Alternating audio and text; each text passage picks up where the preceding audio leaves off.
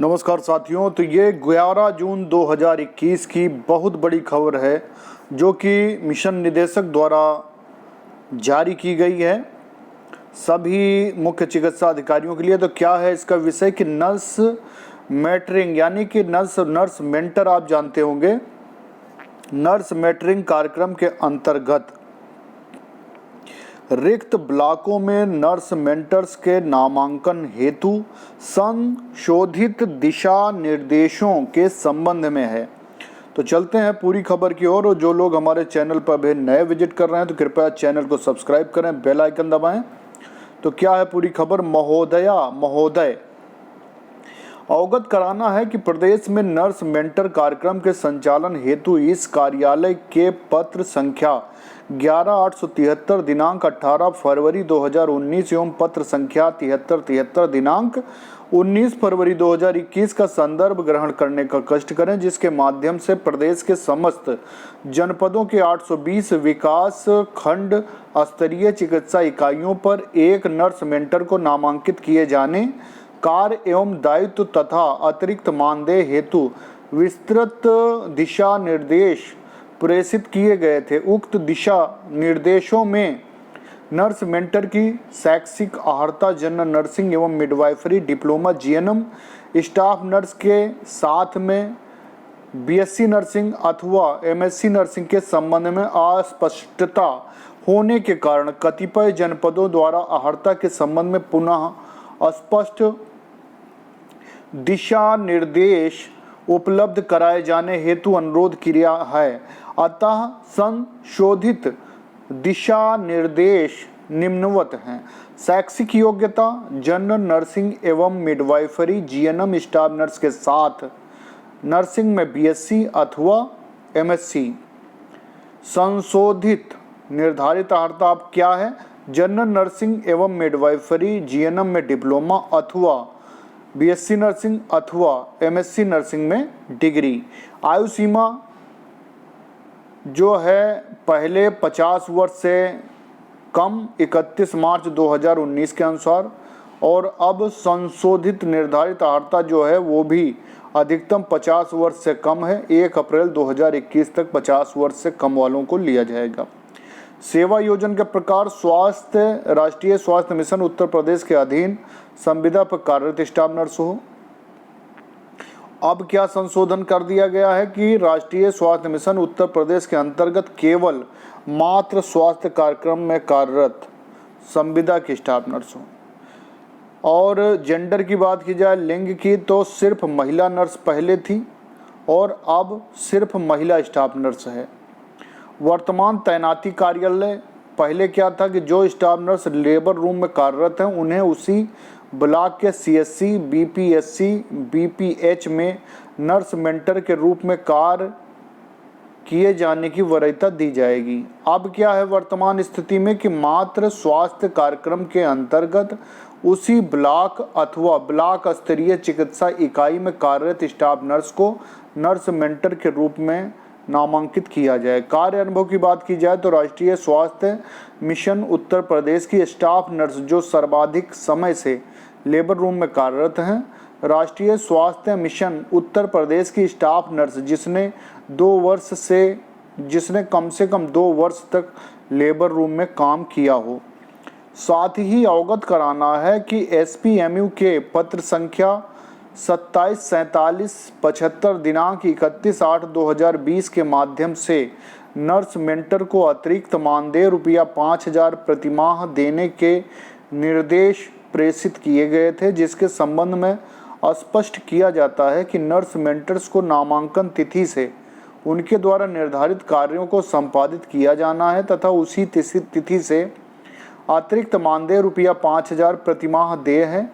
शेष दिशा निर्देश यथावत रहेंगे। अतः आपको निर्देशित किया जाता है कि उपरोक्त कार्रवाई करना सुनिश्चित करें। तो ये बहुत बड़ी खबर है उनके लिए जो नर्स मेंटर बनना चाहते हैं, उसका दायित्व निभाना चाहते हैं। तो उनके लिए खुशखबरी है कि भविष्य में वो हो सकता है इससे वंचित रह गए हों तो अब उनको मौका मिल सकता है। तो सभी को शुभकामना है। और ये नई जानकारी आपको जो मिली है ये संशोधित होके पूर्व में निर्धारित अर्हताओं में और संशोधित निर्धारित अर्हताएं पूरी मैंने बता दी हैं। बहुत बहुत धन्यवाद। तो नमस्कार साथियों, तो ये स्टाफ नर्स की भर्ती सूचना आई हुई है गांधी चिकित्सा महाविद्यालय स्वशासी संस्था भोपाल मध्य प्रदेश से। वेबसाइट है इनकी gmcbhopal.net।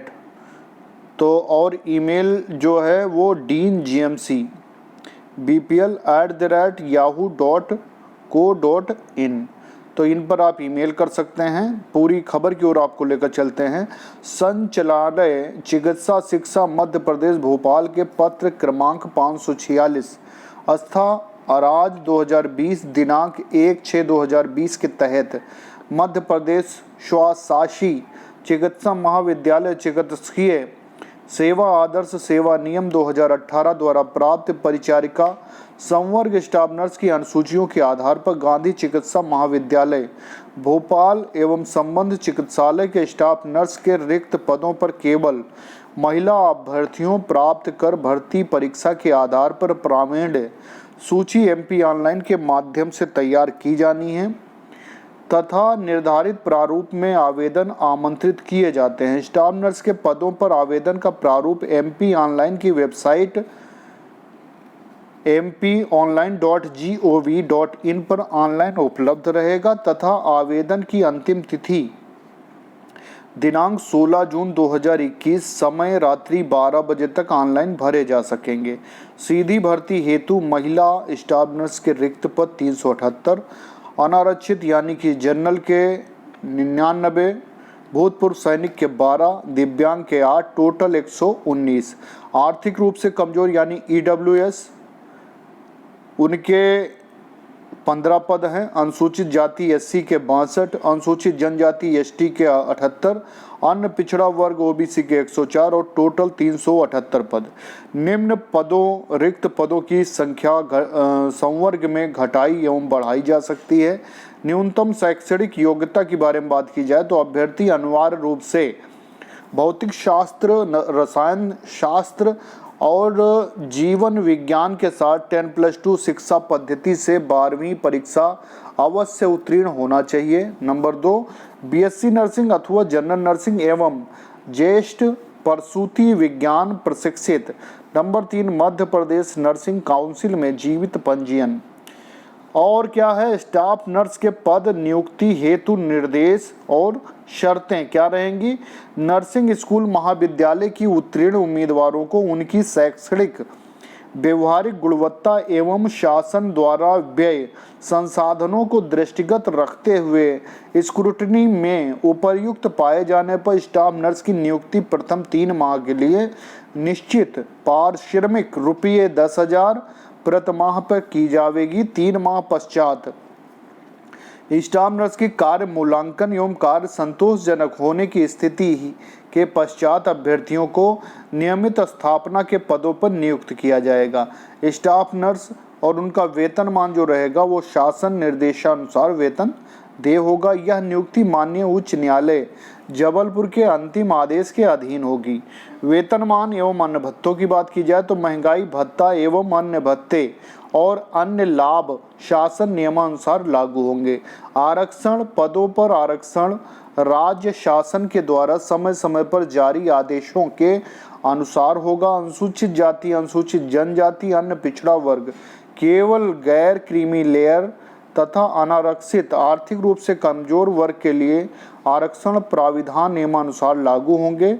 नंबर 3, उक्त पदों हेतु जातिगत आरक्षण केवल ऐसे अभ्यर्थियों पर लागू होगा जिनका जाति प्रमाण पत्र मध्य प्रदेश राज्य के अनुविभागीय अधिकारी राजस्व द्वारा जारी किया गया हो।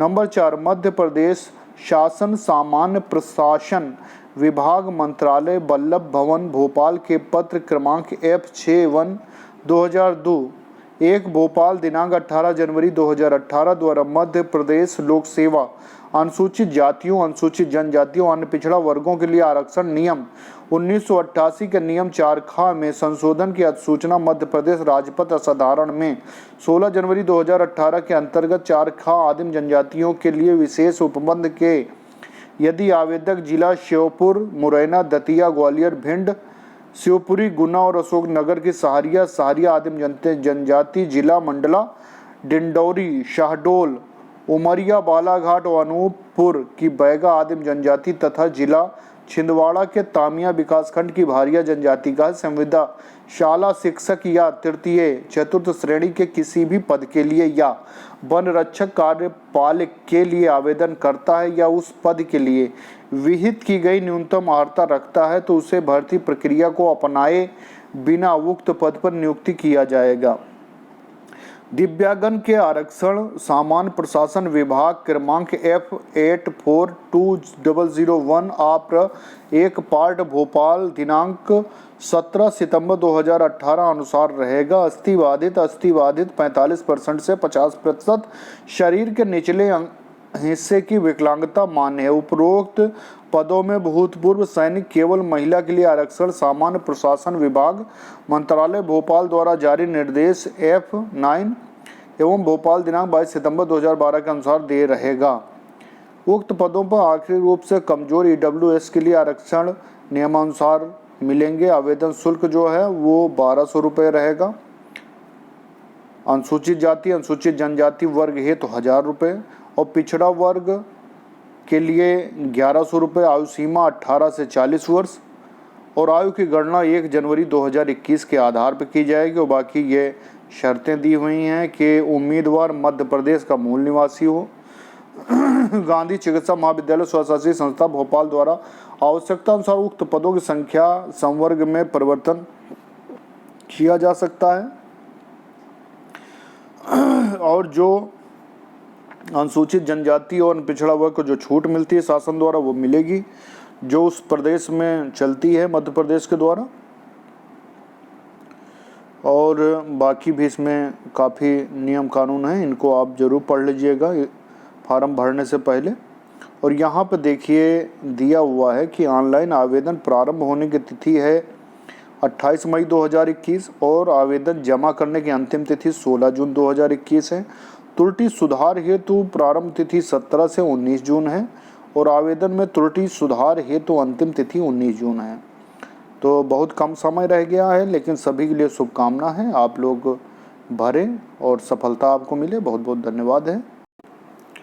नमस्कार साथियों, तो ये 9 जून 2021 को पत्र जारी हुआ है मिशन निदेशक राष्ट्रीय स्वास्थ्य मिशन उत्तर प्रदेश के द्वारा समस्त चिकित्सा अधिकारियों के लिए कि राष्ट्रीय स्वास्थ्य मिशन उत्तर प्रदेश के अंतर्गत कार्यरत समस्त संविदा कर्मियों का मानव संपदा पोर्टल पर फैसिलिटी वाइज मैपिंग एवं समय मानदेय भुगतान किए जाने के संबंध में। तो क्या है पूरा पत्र, पूरी खबर की ओर चलते हैं। जो लोग हमारे चैनल पर नए विजिट कर रहे हैं तो कृपया चैनल को सब्सक्राइब करें, बेल आइकन दबाएं। तो ये है महोदय महोदया, कृपया पत्र संख्या 183 SPMU HR मानव संपदा 2019-20 10262 दिनांक।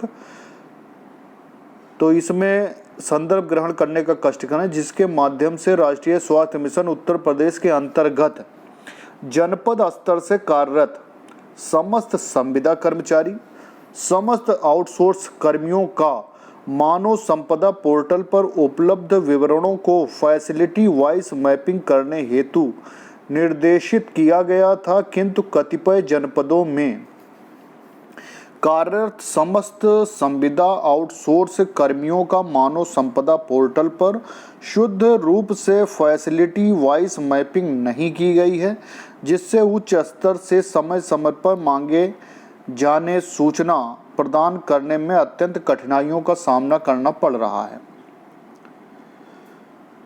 जिसके माध्यम से राष्ट्रीय स्वास्थ्य मिशन उत्तर प्रदेश के अंतर्गत कार्यरत समस्त संविदा कर्मियों के मानदेय का भुगतान ससमय मानव संपदा सॉफ्टवेयर के पे कैलकुलेशन मॉड्यूल के माध्यम से किए जाने का निर्देश दिया गया है। राष्ट्रीय स्वास्थ्य मिशन 16/7/2020 के द्वारा प्रत्येक माह के 7 तारीख तक समस्त संविदा कर्मियों के मानदेय का भुगतान किए जाने हेतु पूर्व में निर्देश दिया गया है, जिसके लिए जिला कार्यक्रम प्रबंधक को नोडल भी बनाया गया है। ऐसा संज्ञान में आया है कि कतिपय जनपदों द्वारा पूर्व में दिए गए निर्देशों की अवहेलना करते हुए राष्ट्रीय स्वास्थ्य मिशन उत्तर प्रदेश के अंतर्गत जनपद स्तर पर कार्यरत समस्त संविदा कर्मियों, आउटसोर्स कर्मियों का साथ समय से मानव संपदा सॉफ्टवेयर के पे कैलकुलेशन मॉड्यूल के माध्यम से मानदेय का भुगतान नहीं किया जा रहा, जो कि एक गंभीर विषय है। उक्त के क्रम में आप सभी को निर्देशित किया जाता है कि राष्ट्रीय स्वास्थ्य मिशन उत्तर प्रदेश के अंतर्गत जनपद स्तर पर कार्यरत समस्त संविदा कर्मियों, आउटसोर्स कर्मियों की मानव संपदा पोर्टल पर फैसिलिटी वाइज मैपिंग किए जाने एवं प्रत्येक माह की 7 तारीख तक मानदेय का भुगतान की सूचना प्रत्येक माह की 10 तारीख तक राज्य स्तर को उपलब्ध कराए जाने हेतु नोडल नामित कर उपरोक्त दिशा निर्देशों का पालन दिनांक 30/6/2021 तक कराना सुनिश्चित करें। तो बहुत अच्छी खबर है उनके लिए, उन जिलों के लिए जिन जिलों में समय से सैलरी नहीं मिल रही है। तो इसमें नियम बताया गया है कि आपको 7 तारीख तक हर हालत में जो संविदा कर्मचारी हैं, आउटसोर्सिंग कर्मचारी हैं, उनकी सैलरी उनके अकाउंट में डाल देनी है और 10 तारीख तक सूचना जो है ऊपर भेज देनी है। तो बहुत बहुत धन्यवाद, बहुत अच्छा आदेश है और सभी को धन्यवाद।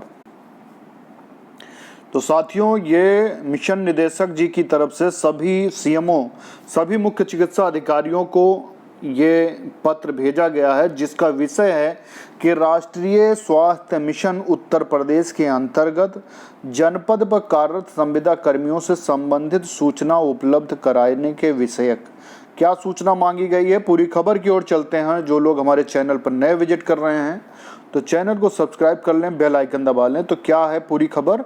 उपर्युक्त विषयक के क्रम में आपको निर्देशित किया जाता है कि राष्ट्रीय स्वास्थ्य मिशन उत्तर प्रदेश के अंतर्गत जनपद स्तर पर कार्यरत ऐसे महिला पुरुष संविदा कर्मी जो विगत 3 वर्षों में ड्यूटी के दौरान किसी दुर्घटना अथवा बीमारी से प्रभावित हुए हों की सूचना निम्न प्रारूप पर उपलब्ध कराना सुनिश्चित करें। नंबर 1, दुर्घटना के कारण किसी बीमारी से ग्रसित हुए हों या अस्थायी रूप से दिव्यांग हो गए हों। जनपद का नाम 2018, 2019, 2019-20। दुर्घटना के कारण विकलांगता, किसी टर्मिनल इलनेस यानी चरम बीमारी से ग्रसित हों, दुर्घटना के कारण मृत्यु। उपरोक्त के क्रम में पुनः निर्देशित किया जाता है कि वांछित सूचना उक्त प्रारूप पर 7 दिवसों में अविलंब उपलब्ध कराने का कष्ट करें। तो ये सभी CSC PSC पर सभी जिलों में लेटर गया और इसकी सूचना मांगी गई थी और जिन लोगों ने दी, बहुत अच्छी जानकारी है और बड़ा ही अच्छा ये गुड साइन है कि सरकार और NHM इस तरफ ध्यान दे रही है और हम सबको भी प्रयास करना चाहिए उन अपने साथियों के लिए जिनके साथ घटना हुई या दुर्घटना में मृत्यु हुई है। हम जितना भी उनकी हेल्प कर सकते हैं हमें करना चाहिए। बहुत बहुत धन्यवाद।